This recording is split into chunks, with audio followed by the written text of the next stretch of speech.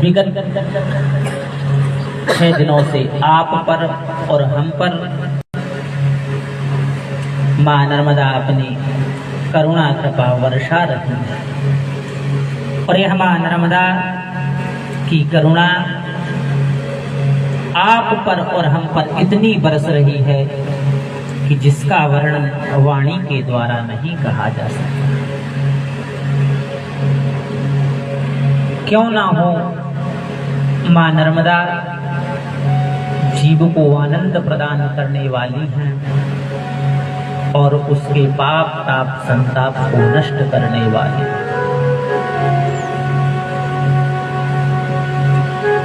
आप और हमें जो सत्संग का लाभ ले रहे हैं,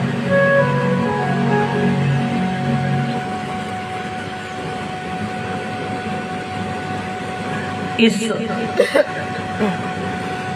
सत्संग से ही जीव को सुंदर मति की प्राप्ति होती है, सुंदर गति की प्राप्ति होती है और सुंदर मति की प्राप्ति होती है। श्री तुलसीदास जी महाराज ने लिखा,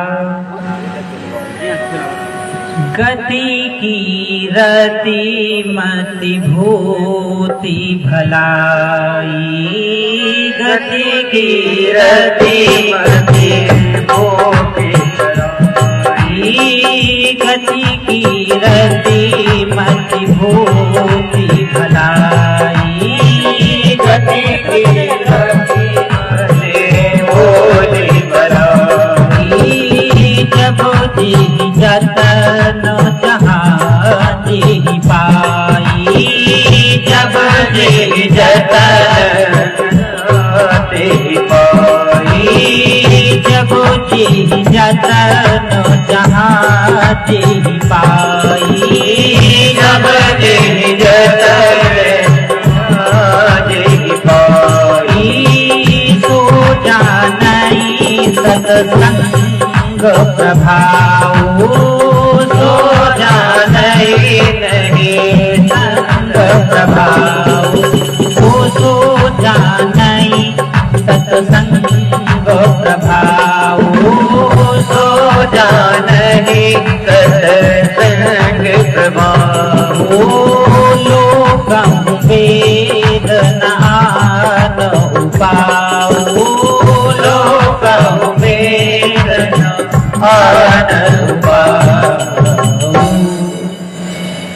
श्री तुलसीदास जी महाराज ने लिखा, गति जिसको सुंदर गति की यदि प्राप्ति हुई है तो उसमें भी सत्संग कारण बना है।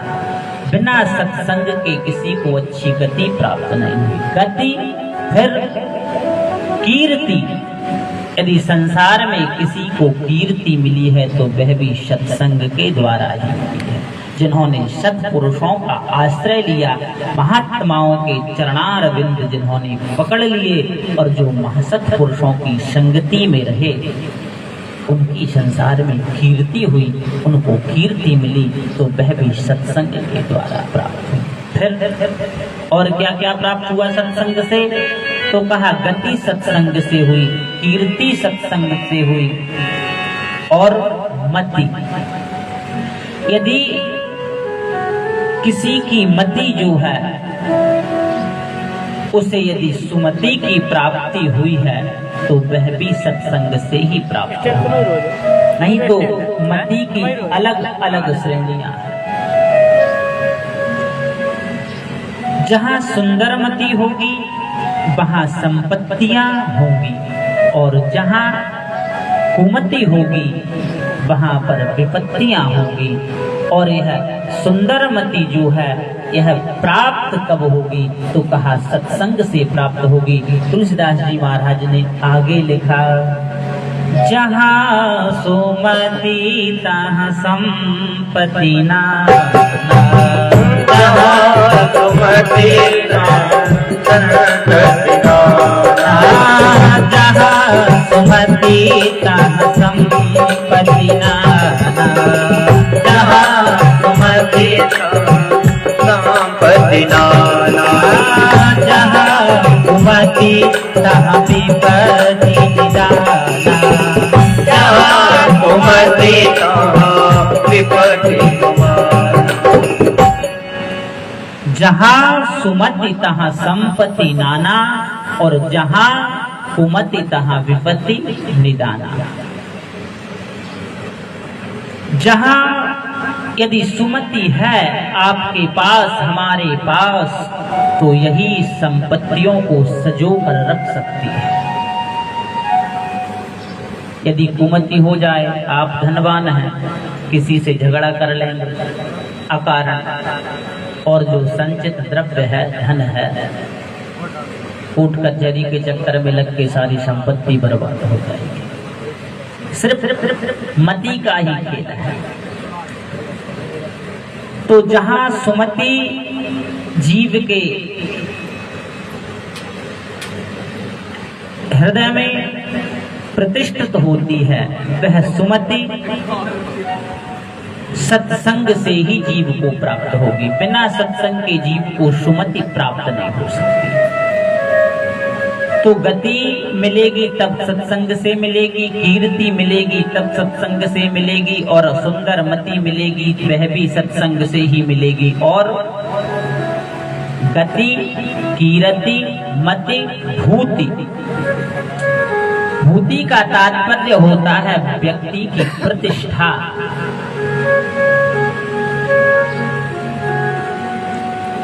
यदि किसी जीव को प्रतिष्ठा की प्राप्ति होगी तो वह भी सत्संग के माध्यम से।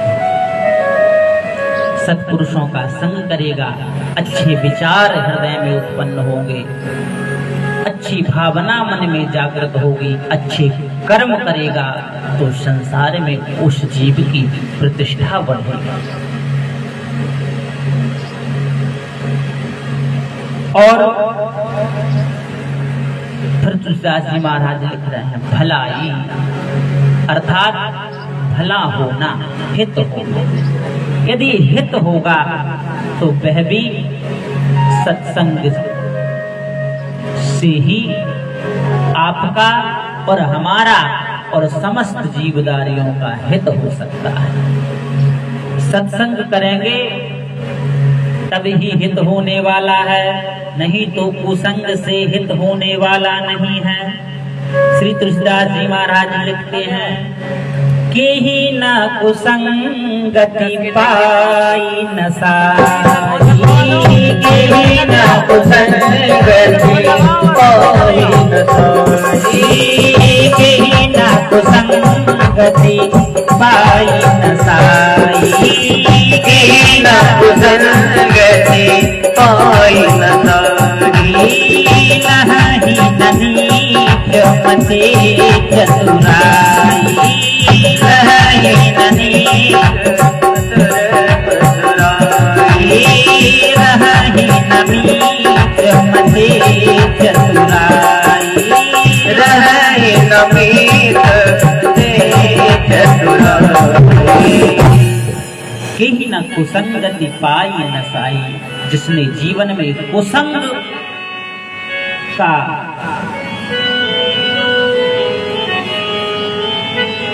जो कुसंग में पड़ा, जिसने कुसंग किया, वह कितना ही पढ़ा लिखा क्यों ना हो, जानने वाला क्यों ना हो, वह नष्ट होता है, उसकी उन्नति नहीं हो सकती, उसका पतन हो जाएगा। क्यों? क्योंकि वो संग में फिर आपकी चतुरता नहीं चलती। एक बार क्या हुआ, मान सरोवर से एक हंस हंसनी का जोड़ा आ रहा था। महाभारत में यह कथा आती है। और वह हंस हंसनी का जोड़ा उड़ते हुए जब आकाश मार्ग से आ रहा था तो देखा कि एक पीपल के वृक्ष पर एक कौवा बैठा हुआ है। हंसनी ने कहा, स्वामी उड़ते हुए बहुत समय हो गया, कुछ विश्राम कर लेना चाहिए, बड़ा विशाल वृक्ष दिख रहा है, इसकी सघन छाया है, और यह अच्छा स्थान मालूम होता है, इसलिए यहाँ विश्राम करना चाहिए। हंस ने देखा कि वृक्ष सुंदर है, छाया भी अच्छी है, लेकिन इस वृक्ष पर कौवा बैठा हुआ है। अपनी पत्नी से कहा, हम इस वृक्ष पर विश्राम नहीं करेंगे। पत्नी ने कहा, क्यों नहीं करेंगे? बोले, यहाँ पर कुसंग का प्रभाव है।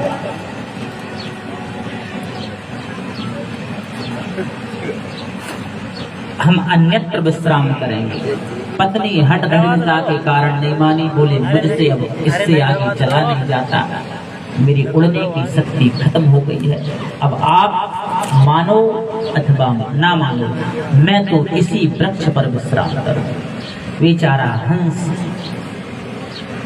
मजबूर होकर उस कौवे के साथ उसे एक क्षण के लिए रुकना पड़ा। और यह कौवा देखता है तो हंस को देखकर इसके हृदय में जलन हो जाती है।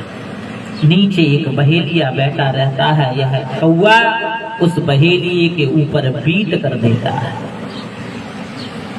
और बहेलिए के ऊपर बीट करके कौवा तो बहुत चालाक रहता, तत्काल उड़ जाता है। और बहेलिए जो देखता है कि मेरे ऊपर बीट किस पक्षी ने की, तो जब ऊपर दृष्टि करता है तो हंस और हंसनी दिखाई देते हैं।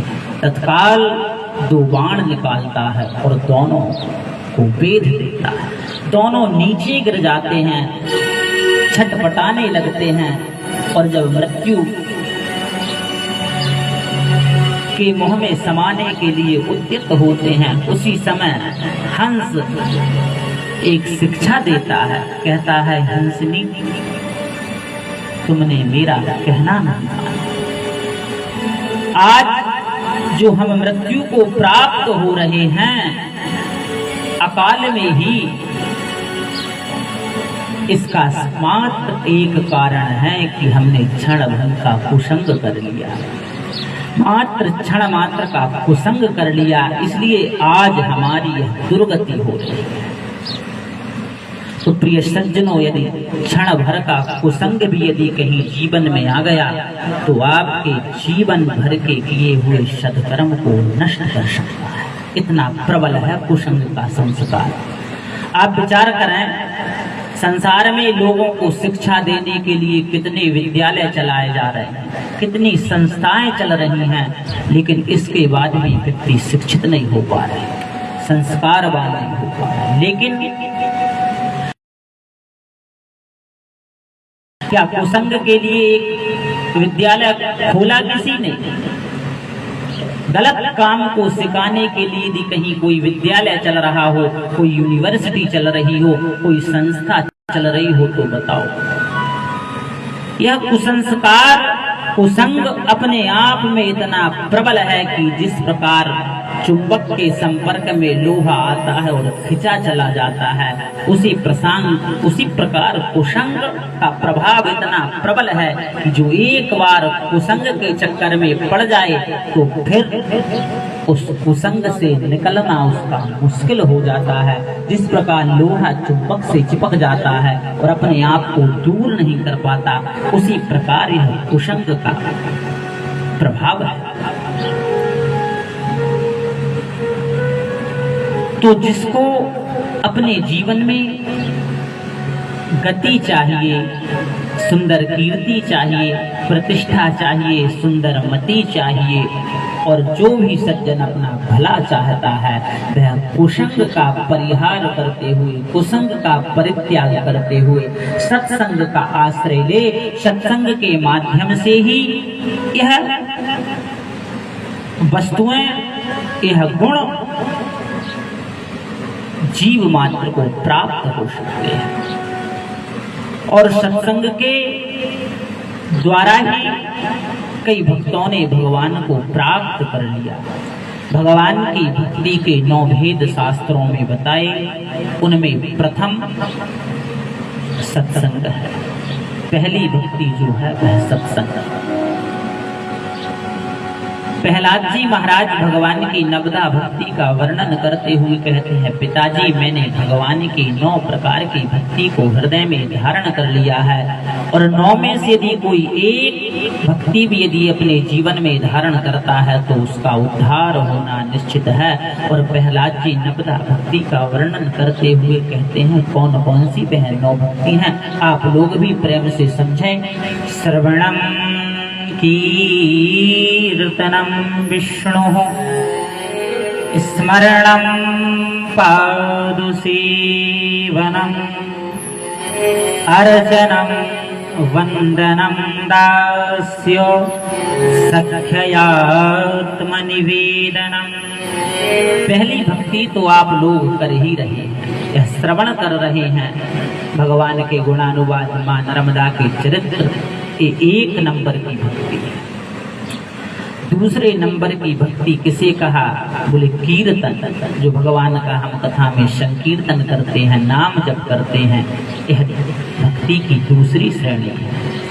फिर भगवान का स्मरण करना, यह तीसरे नंबर की भक्ति है। जिस अवस्था में है, जिस जगह पर है, चलते फिरते उठते बैठते घर का काम करते हुए, जो सज्जन खेती का काम कर रहे हैं वो खेत में काम करते हुए भगवान का स्मरण कर सकते हैं, यह तीसरी नंबर की भक्ति है। पाद सेवनम चौथे नंबर की भक्ति है, भगवान के चरणों की पूजा करना, अर्थात भगवान के श्री विग्रह को स्नान कराना, सुंदर वस्त्र पहनाना, चंदन लगाना, फूल चढ़ाना और नाना प्रकार के उपचारों से भगवान का पूजन करना, यह पाद सेवन। और अर्चनम 5वें नंबर की भक्ति जो है अर्चन कहा, भगवान का नाना प्रकार से अर्चन करना, कभी फूलों से अर्चन करना, कभी कुमकुम से अर्चन करना, नाना प्रकार की भगवान की पूजा करना, यह भक्ति की 5वीं श्रेणी है। फिर इसके बाद 6वें नंबर की भक्ति जो है वंदनम, भगवान के चरणों में वंदन किया जाए, भगवान से नम्र भाव से, कातर भाव से अपने अपराधों के लिए क्षमा याचना की जाए, यह भक्ति की 6वीं श्रेणी है। 7वीं श्रेणी दास्य, भगवान को अपना स्वामी मान लिया जाए और अपने आप को सेवक मानकर भगवान के चरणों में जीवन भर के लिए समर्पित कर दिया जाए कि हे नाथ, मैं आपका सेवक हूँ, आप मेरे स्वामी हैं। इस प्रकार का भाव आपके और हमारे जीवन में आ जाए तो यह 7वें नंबर की भक्ति का तत्व है। फिर 8वें नंबर की भक्ति क्या है, वो सख्य। भगवान में जब इस प्रकार आप धीरे धीरे अपने 1 नंबर से जब भक्ति को शुरू करेंगे तो 1 नंबर के भक्ति के बाद भक्ति के दूसरे नंबर की श्रेणी आपके जीवन में आएगी, फिर तीसरे, फिर चौथे, 5वें, 6वें। इस प्रकार कोई व्यक्ति जैसे छत पे चढ़ता है तो पहले 1 सीढ़ी, फिर दूसरी, फिर तीसरी, फिर चौथी, फिर 5वीं, फिर 6वीं, फिर 7वीं। इसी प्रकार जब भक्ति की 1-1 सीढ़ी पर आप और हम चढ़ते जाएंगे तो 8वें नंबर की सीढ़ी पर जब पहुंचेंगे तो 8वें नंबर की भक्ति को कहा सख्य। फिर भगवान में और हम में जो पहले के संबंध हैं वह तो प्रगाढ़ होते ही जाएंगे, एक नया संबंध और भगवान से हमारा जुड़ जाएगा, वह हो जाएगा।